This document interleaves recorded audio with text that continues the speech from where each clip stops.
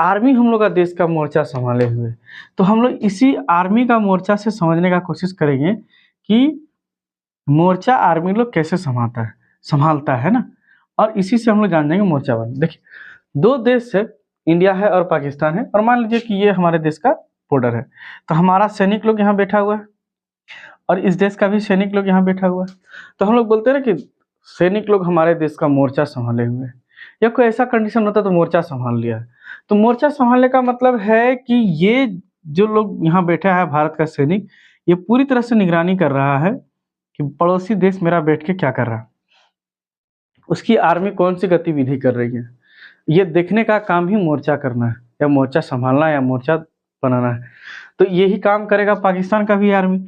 ये लोग भी देखेगा कि इंडिया का सैनिक क्या कर रहा है, दिन भर का गतिविधि देखेगा। तो एक दूसरे का गतिविधि देखना ही मोर्चा है। आप कहेंगे कि कोई कंडीशन होता है तो देखते हैं आर्मी दौड़ के चला गया, बोल मोर्चा संभाल लिया आर्मी।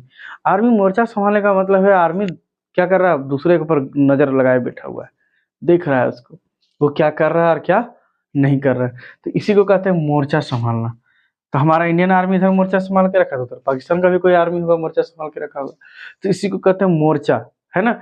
अब हम लोग को बिजनेस में मोर्चाबंदी क्या होता है, तो बिजनेस में भी होता है सर, और प्लानिंग में भी होता है। कैसे होगा, देखिए, जब कभी भी दो ठो बिजनेसमैन आएगा तो होगा ही होगा। इससे पहले कि हम लोग एक चीज है, देखिएगा, वो चक्र बना के हम रखे हैं, जरा सा इसको हम लोग समझ लेते हैं कि ये चक्र क्या है। ये चक्र जब तक नहीं बताएंगे तब तक मोर्चाबंदी मेरा क्लियर नहीं होता। देखिए, सबसे पहला बात बोलता है ना नंबर 1 में कि उद्देश्य, पहले कोई काम का उद्देश्य होना चाहिए, टारगेट होना चाहिए, गोल होना चाहिए, तभी आप अचीव करिएगा। तो हमारे अंदर पहले आना चाहिए कि कोई उद्देश्य है, कोई गोल है। तो उद्देश्य होगा तभी हम लोग मोर्चा करेंगे, नहीं उद्देश्य होगा तो कोई मोर्चा नहीं करना है। उद्देश्य ही नहीं होगा तो कोई मोर्चाबंदी ही नहीं होगा।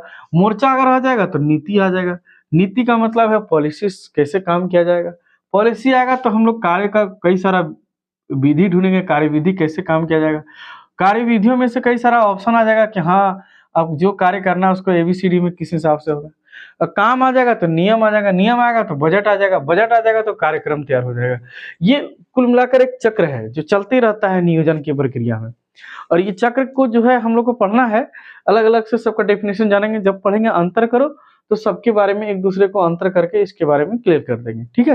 तो आज फिलहाल हम लोग पढ़ना है कि मोर्चा क्या होता है और मोर्चाबंदी क्या होता है।